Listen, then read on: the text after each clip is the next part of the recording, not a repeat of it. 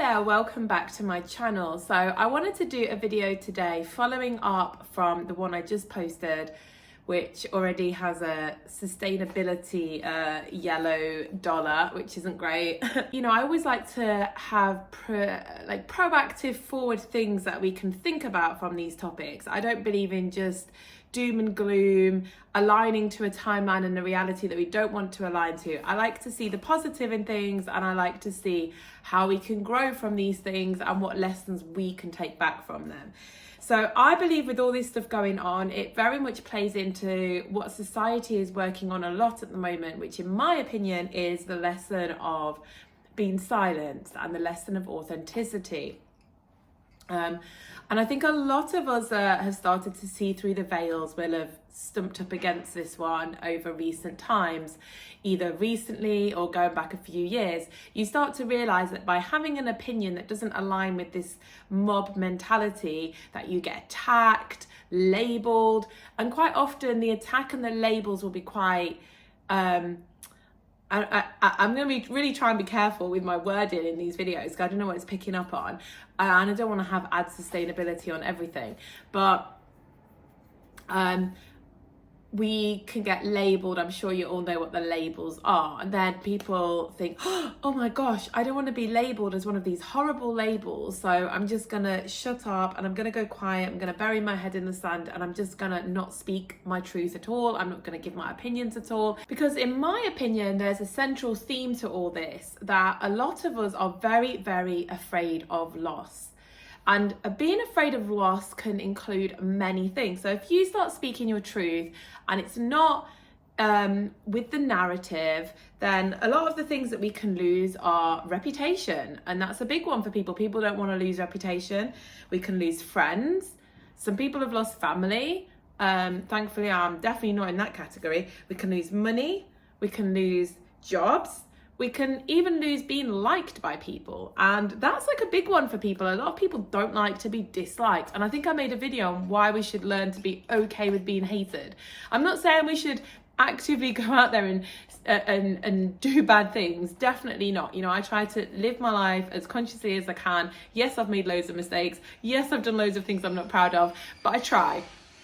And I think we should all try to be more conscious members of society.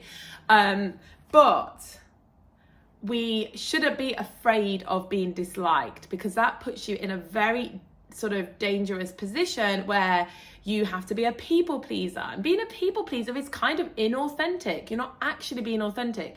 And my opinion is that we need to learn to be able to be authentic without fear that our authenticity can make us lose something. And this is a horrible process, because this process we will lose things, because we have to get okay with being okay with it, in my opinion. So we will lose things, and that's going to be different for different people. There's different stakes for different people. Obviously, you know, me losing my online following of 1,400 on this channel versus somebody losing like 10 million is not only going to be a different comeback, it's going to be a different level of attack as well. And we all have different things that we have to face.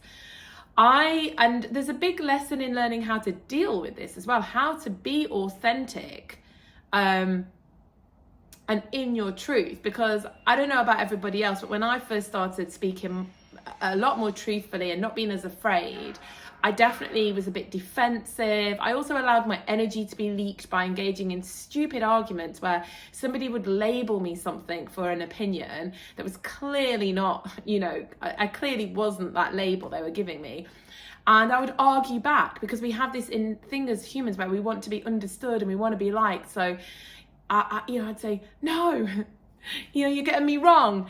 And then you will waste so much of your vital energy. As soon as somebody gives you a labels you from an opinion in an online argument, you can pretty much, in my opinion, just walk off, because they're just going to waste your energy. But that takes a little bit of time to learn that, because we have a natural innate thing as humans that we want to be like, no, you're misunderstanding me, you don't get me, you can't see me.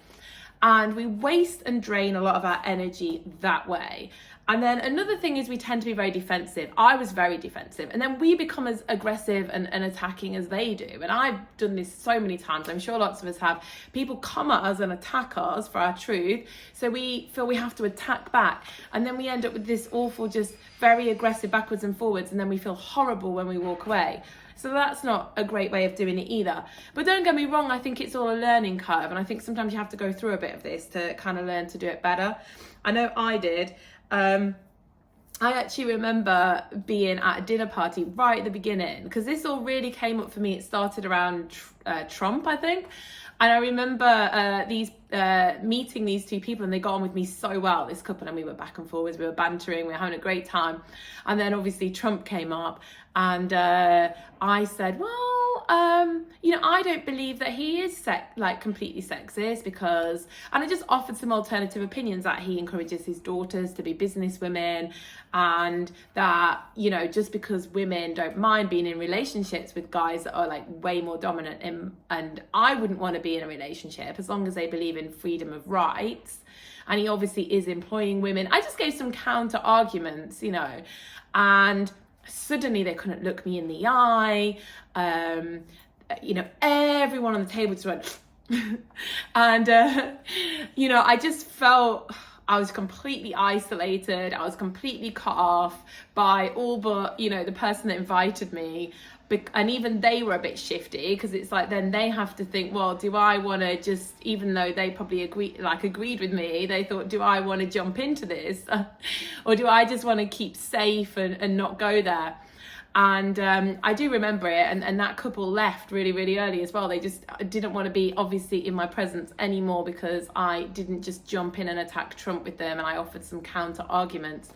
Didn't even really love Trump, don't really like him that much. There's lots of reasons why. I don't particularly like him as a person, definitely wouldn't want to date a person like him, but put some counter arguments and got seriously attacked. And that's a bit of a meandering story, but I'm sure everyone has had things like that come up over the last few years. I also had people that I worked with for years and years in the creative industry just block me because, I didn't agree with them on certain issues like Trump or whatever. But, I think we'll all find that over time we become stronger in this, and we start to think, if someone's going to block you for an opinion like that, were they ever really anyone that you wanted to connect to? And my Facebook certainly is a much more amazing place to be now, an airing of different opinions.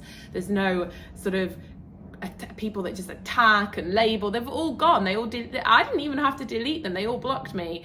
But it's just, in my opinion, and there's a lot of, you have to ask yourself, are you just people pleasing? Because I did see a lot of people that didn't speak up about anything, even though they did have opinions that would have gotten them back then attacked. And I did notice that they then sort of ended up not being able to be honest in friendships and groups, and feeling very, very frustrated, and like they almost had to live a lie and a shell of themselves to be accepted. And I believe that we have to kind of just get over that. We have to not really care whether we're accepted, and be able to go through that really, really, really hard lesson. No one's saying it's easy, but that really hard lesson of losing things to be able to be authentic. It just feels like it's a rite of passage. But then at the end of the day, there's also ways that we can learn to air our truth in, a calm, loving way. And that takes time too. I've definitely sort of come from defensive standpoints, aggressive standpoints, belittling standpoints. And I'm not proud of them, but they were just part of how I was learning to speak my truth in the face of being attacked so much. And I think I've gotten a little bit better with it now, or quite a bit better with it now. And in my opinion, these are the lessons of being silenced, that we can come out of this as very strong, authentic characters that can carry our truth in a loving, rational, calm way, and not have to be inauthentic, a shell of ourselves. I guess in a way it's the lesson that Jesus walked through. He was absolutely persecuted for his truth in the Bible, and he lost a lot for his truth, but he stood strong in it, and I do think that is what it's about. Definitely not saying about being hateful or anything like that. Simply being able to be authentically you. I think it's a very, very important lesson that we're learning right now, that we don't have to live as like a half self, and in my opinion, this is the proactive thing moving forward. So I hope everyone is good, and I'll speak soon. Bye bye.